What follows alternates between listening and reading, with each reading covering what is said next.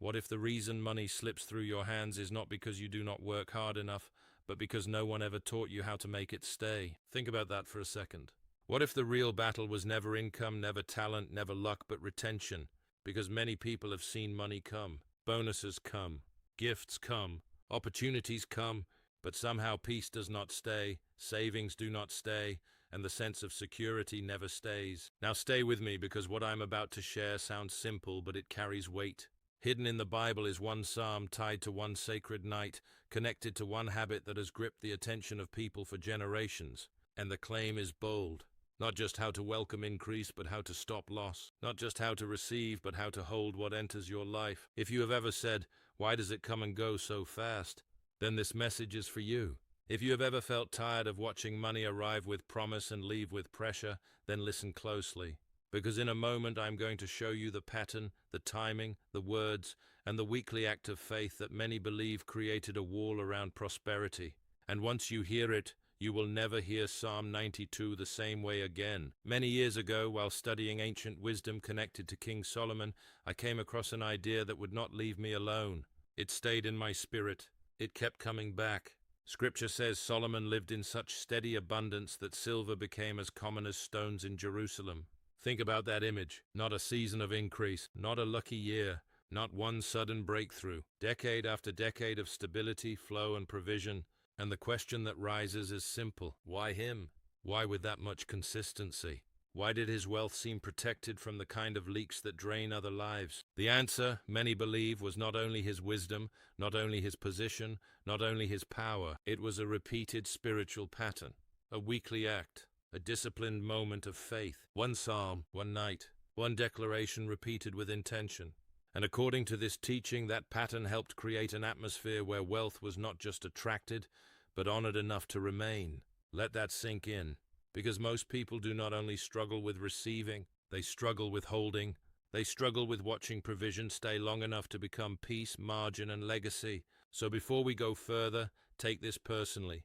Do not hear this like a story about someone far away. Hear it like an invitation. Because what follows is not just about Solomon's life. It is about your pattern, your household, your future, and whether the cycle in your life can finally be broken. Let me say this plainly. The issue in many lives is not only an earning problem, it is a leaking problem. Money comes in, but it does not settle. It appears, and then something happens. A repair, a bill, a crisis, a demand, a delay, a burden you never planned for. You try to save and something eats the savings. You try to move forward and life pulls you back. And over time, people begin to ask painful questions in silence. Why does it seem easier for everyone else? Why does relief always feel temporary? Why does provision enter, but never seem to stay long enough to change anything? If that has ever been your story, listen carefully, because this next part matters. Proverbs 13:22 says the wealth of the sinner is stored up for the righteous. Stored up, not scattered, not wasted, stored up. That phrase suggests order, timing, preparation. It suggests that increase may wait for the right environment before it fully enters and remains. In other words, prosperity is not always just about arrival. Sometimes it is about the atmosphere it arrives into. And when the atmosphere is wrong, even good things pass through quickly. But when the atmosphere changes, what used to pass through begins to take root. That is the heart of this message. Not chasing money harder, not living in fear, but building a spiritual environment where increase is welcomed, gratitude is active, and loss no longer feels like the default setting of your life. According to this teaching, Solomon understood something many people still miss. In the world system, people talk about more hustle, more strategy, more pressure, more control. But in God's pattern, there is also the matter of spiritual order, spiritual timing, and spiritual posture. And the instrument connected to that order is Psalm 92. It is no accident that Psalm 92 carries the line, "A psalm for the Sabbath day." It stands apart. It is marked for a holy rhythm. And many believe it is more than a song of praise. They see it as a declaration of stability, a song of rootedness, a prayer that frames the soul for lasting increase instead of temporary relief. Verse 1 says it is good to give thanks to the Lord. And that word good carries more than a polite idea. It points to what is beneficial, fitting, fruitful. Gratitude is not empty sound. It shifts the heart. It changes the room. It reminds you that heaven is not out of options. Then verse 4 says, You have made me glad through your work. Joy here is not shallow emotion. It is expansion. It is inner widening. It is the stretching of your capacity to receive without fear and to hold without panic. And that matters, because some people lose money before they ever spend it. They lose it in anxiety. They lose it in chaos. They lose it in the fear that says this will not last. But when gratitude and gladness begin to govern your inner world, even your relationship with provision begins to change. Then the psalm reaches the part that grabs the heart with force. The righteous shall flourish like a palm tree. He shall grow like a cedar in Lebanon. Do not rush past that. Palm trees are known for endurance. Cedars are known for strength.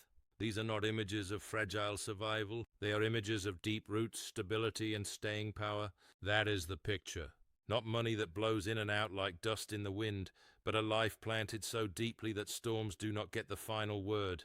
Then the promise keeps building. Those who are planted in the house of the Lord shall flourish in the courts of our God. They shall still bear fruit in old age. They shall be fresh and flourishing.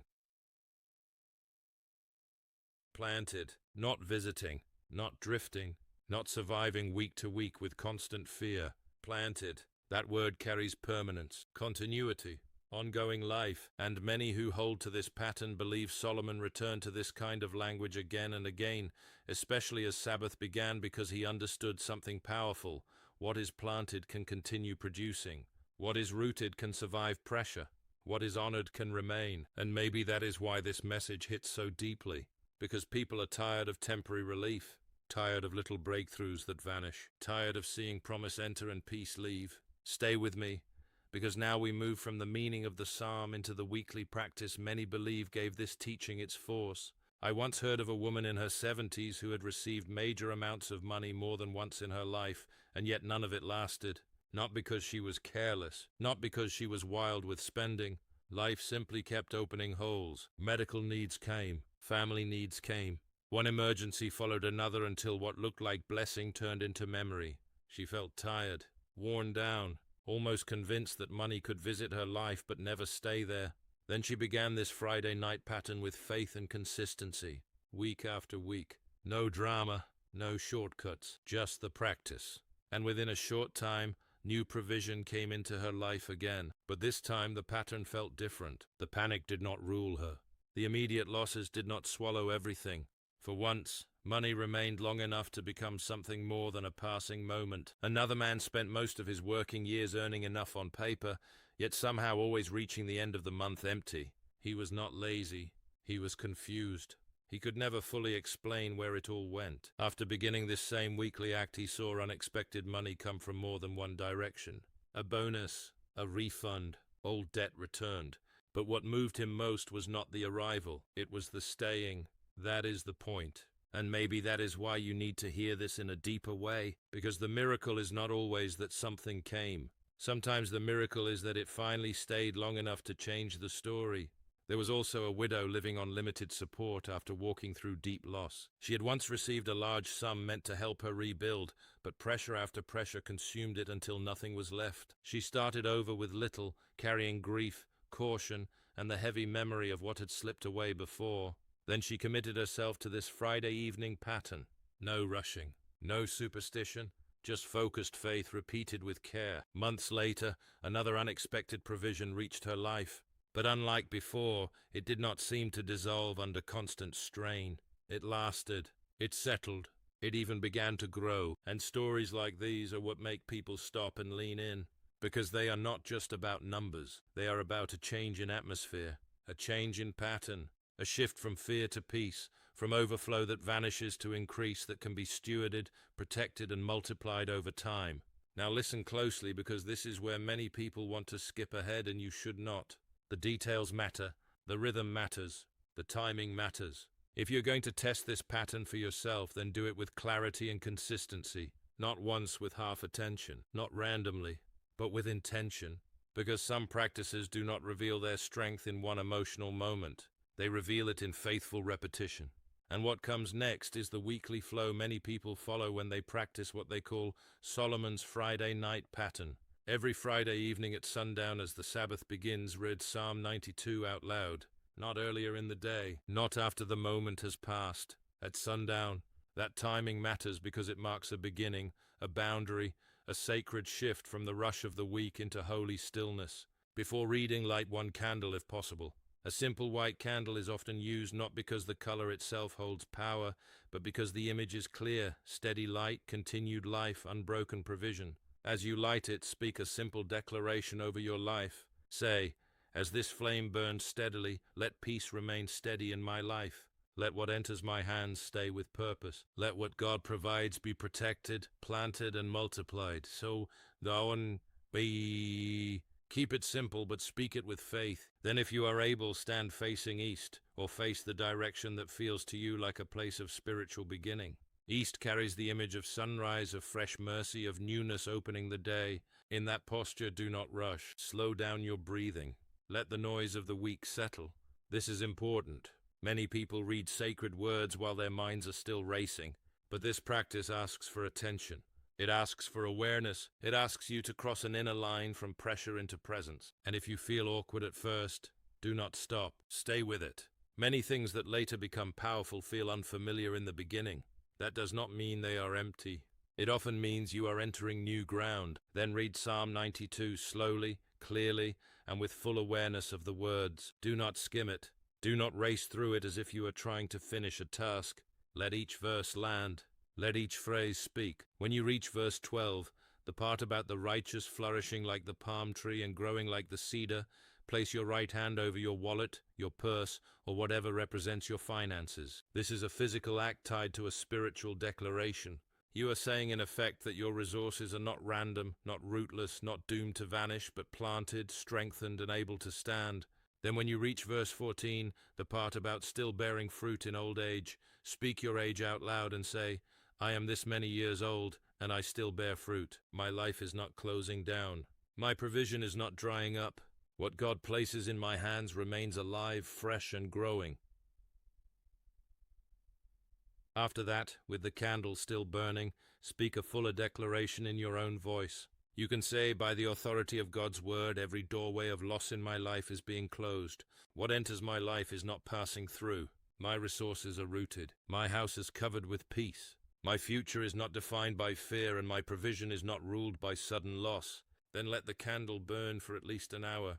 During that hour, guard your words. Do not rehearse lack. Do not feed fear. Speak gratitude. Speak peace. Speak as someone preparing room for increase to stay. Now here is the part people must not ignore. Do this every Friday night for 12 straight weeks. No casual skipping.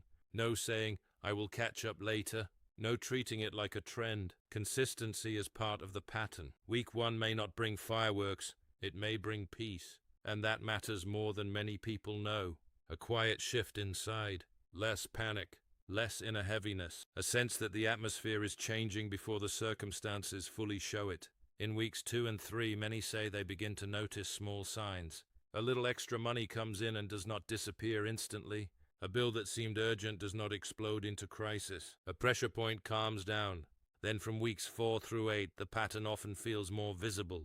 What used to vanish starts remaining. Space begins to appear. Margin starts to form. And from weeks 9 through 12, some people describe a real turnaround, not because every problem vanishes, but because the old leak no longer seems to control the story. Stay with me here, because this is one of the biggest retention lessons of all. Lasting change often starts quietly, not with noise, with rhythm, with repeated faith, with words spoken when no crowd is watching. And that should encourage you, because you do not need a dramatic stage to begin. You do not need perfect conditions. You do not need to feel powerful before you start. Sometimes all you need is a Friday evening, an open Bible, a lit candle, a willing heart, and the courage to keep showing up for 12 weeks without breaking the pattern. To understand why this practice grips so many hearts, you have to look at the Sabbath itself. The Sabbath is not merely an old custom tucked away in history. It is presented in Genesis as part of divine order. God created, then rested, and that rest was not weakness. It was not emptiness. It was completion, blessing, separation, and holy preservation. 6 days built, the 7th day sealed. 6 days formed. The 7th day honored what had been formed. That is why many people see Sabbath not just as a pause, but as a principle of consolidation. A moment where what has been built is placed under blessing.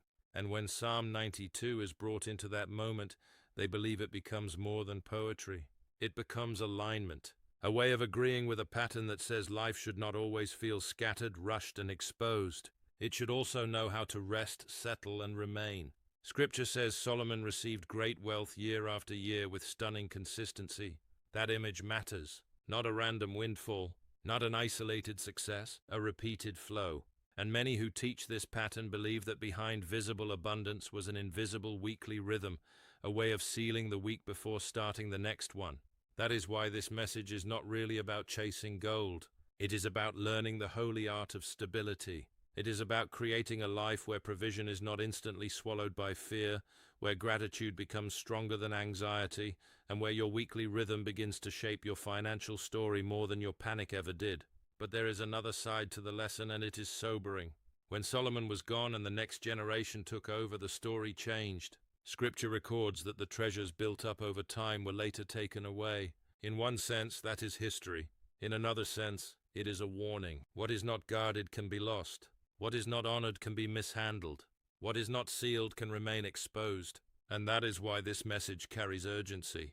Many people spend years asking how to get more while never learning how to protect what already came. They receive, then lose. Gain, then leak. Build, then watch it crumble under pressure. But if you learn how to retain, everything changes, because retained provision becomes savings, retained peace becomes wisdom, retained increase becomes legacy. And yes, resistance may show up the moment you decide to begin. Distractions will come. Tiredness will whisper. Busyness will try to take over Friday evening. You may even hear that inner voice telling you this is too simple to matter. But simple does not mean weak.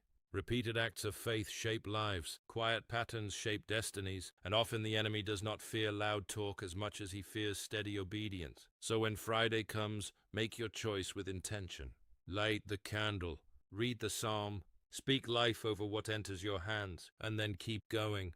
Keep going until peace feels normal. Keep going until what once leaked begins to stay. Keep going until your story no longer sounds like constant escape, but rooted increase. And may your life be planted like a palm tree, steady like a cedar, full of fruit, full of peace, and full of the kind of lasting provision that does not merely visit, but remains.